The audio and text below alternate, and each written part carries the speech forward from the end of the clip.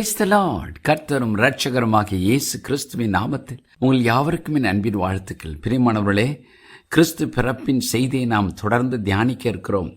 பாருங்கள், தேவாதி தேவன் மனு உருக்கொண்டு பூமிக்கு இறங்கி வந்தார்.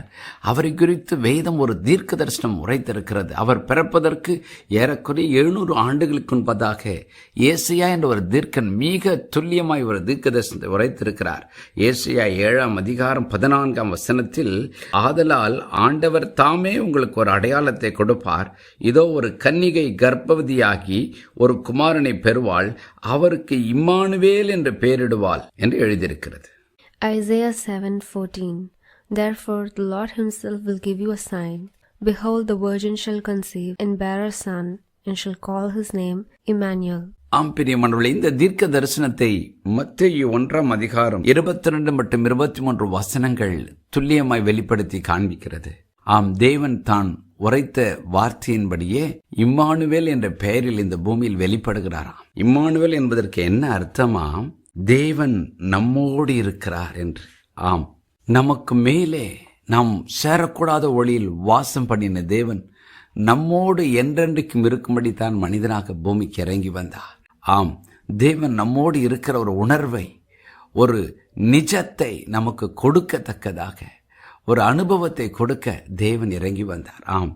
தெய்வம் மனிதனோடு இருந்தால் அவனுக்கு என்னென்ன ஆசீர்வாதங்களை அனுபவிக்க முடியுமோ அத்தனை ஆசீர்வாதங்களையும் அவன் அனுபவிக்கத்தக்கதாய் இயேசு இந்த பூமியில் உலாவினார்.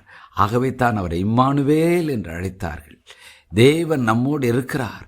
ஒரு தெய்வம் நம்மோடு இருந்தால் நம் சுகத்தையும் ஆசீர்வாதத்தையும் ஜீவனையும் உயிர்ப்பையும் பெற்றுக்கொள்ளலாம் என்கிற ஒரு விசுவாசத்தையும் நம்பிக்கையும் அனுபவிக்கும்படி கர்த்தர் இந்த உலகத்தில் அற்புதங்களையும் அடையாளங்களையும் அதிசயங்களையும் செய்து தான் ஒரு இம்மானுவேல் என்பதை நிரூபித்து காண்பித்தார்.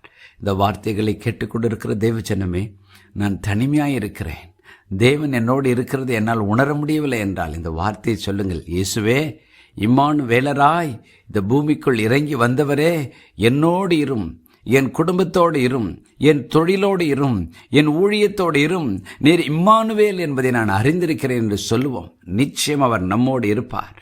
அவர் மரித்து உயிர்த்தெழுந்து அவர் விண்ணகத்திற்கு செல்லும்போது தம் சீடர்களை பார்த்து சொன்னார், இதோ உலகத்தின் முடிவு பரியந்தம் சகல நாட்களிலும் நான் உங்களுடனே கூட இருக்கிறேன். அவர் இம்மானுவேலர் தான். இன்றைக்கு அவரை நோக்கி கூப்பிடுவோமா? பரலோக பிதாவே, என்னோடு இணைந்து ஜெபிக்கிற தெய்வ பிள்ளைகள் ஒவ்வொருடைய வாழ்க்கையிலும் நீர் இம்மானுவேல் எங்களோடு வாழும் தெய்வம் என்பதை நிரூபிக்கும்படி ஒவ்வொருவரோடு வந்து தங்குவீராக. அன்று சகேயுவின் வீட்டுக்கு வந்து, இன்றைக்கு நான் உன்னுடன் தங்க வேண்டும் என்று சொன்னவரே, இதோ ஆசையாய் வாஞ்சையாய் கண்ணீரோடு இயேசுவே என்று கூப்பிடுகிற ஒவ்வொருடைய இருதயத்திற்குள்ளும் நீர் இம்மானுவேலராய் என்றென்றைக்கும் என்னோடு இருக்கிற தெய்வமாய், எங்களோடு இருக்கும் தெய்வமாய் வந்து தங்குவீராக. ஒவ்வொருடைய வாழ்க்கையிலும் ரட்சிப்பையும் அற்புதங்களையும் அதிசயங்களையும் செய்து உம்முடைய நாமத்தை மகிமைப்படுத்திக் கொள்வீராக. இயேசுவின் நாமத்தில் பிதாவே, ஆமென்.